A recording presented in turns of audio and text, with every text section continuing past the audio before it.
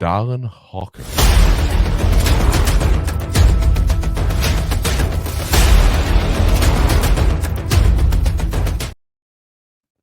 Oh, yes. This is another guy who changed schools. We put a lot of those in this draft here.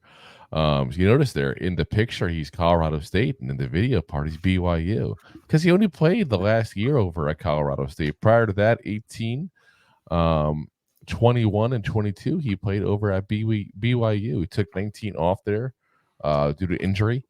6'3", 241 pounds, 23 years old. Also lines up as a fullback at times. Last year, his 1 year at Colorado State. Let me just put it this way. There are times when somebody moves into school and you're like, that might not have been the right move to do that. This was definitely not one of those cases. Last year, 12 games, 64 receptions, 767 yards, 6 touchdowns, 1 rush for 1 yard and a touchdown, 68.5 PFF. Prior to that, his last season at BYU, he was just 3 games, 9 receptions, 86 yards, and a touchdown. And he had a knee injury. Quite frankly, he was fed up with how BYU was using him. They weren't using him the way that Colorado State did at that point as a consistent receiving threat. He thought he had that ability. He wanted a chance to show that ability before he entered a draft. And again, that move paid off. Pros, he's got a high motor. He's got a lot of effort in blocking. I can't say that I see the results there, but the effort is there. Again, I don't mind if it's a guy who's raw that I got to teach it as long as there's effort. If there's effort, that means they're going to get good. They care about their craft. They care about how they look doing it. Very good hands. Cons-wise, probably needs to add a little bit of weight. Again, it's 241. If you want to make it in the NFL as an actual tight end, inline tight end, you're going to probably need to get a little bit, but 10 more pounds added onto that frame there.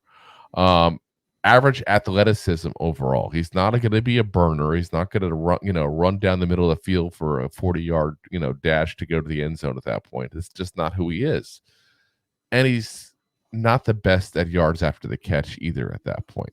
So, but what he is he's a guy who's going to get between 5 and 10 yards. He's going to get open with his actual route running at that point. And there's a place, again, for that in the NFL. About to say, constantly do that, and constantly got first downs coming to you. Yeah. He's going to be end zone, third down kind of guy at that point. That's going to be a great security blanket for a team. I'm telling you, that's where his role is going to be. That's where he's going to live. I do think he's going to end up being like that 4th or 5th round pick. I think teams are going to be turned off a little bit by the lack of athleticism he has there. But I think they're going to realize once they get him into camp, whoever drafts him, who cares about the athleticism? Look what he does in the field. He finds a way to get open. He finds a way to get the ball. And that's what matters. So I think he'll be a decent backup tight end this league. I don't think he'll ever be a crazy good starter, but I think he's going to be a decent backup tight end at that point.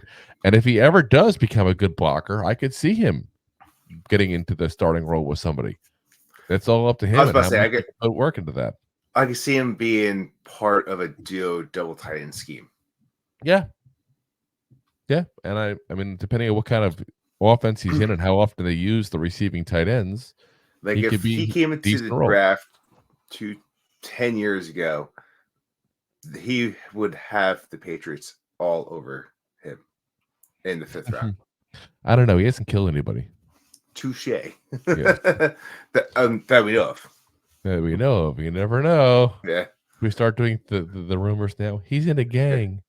Get him. Let's be wrong on this one, right? The Colorado State gang at a BYU. Yeah. Something tells me it's not his crowd. But I'm just saying, I mean, old school, Bill Belichick run offense 10 years ago. Always had a not the best, but a dual threat tight end scheme, and that's perfect. That's perfect for Like I said, he's going to be a good tight end too for somebody. And like I said, he's got that ceiling as a potential one if he can actually learn to block better. But I think tight end 2 is where he'll probably live for the most of his career, and I think he'll be a decent one. So, thanks for listening to Two Giant Goofballs, a New York Giants podcast. We appreciate your support. Thanks so much.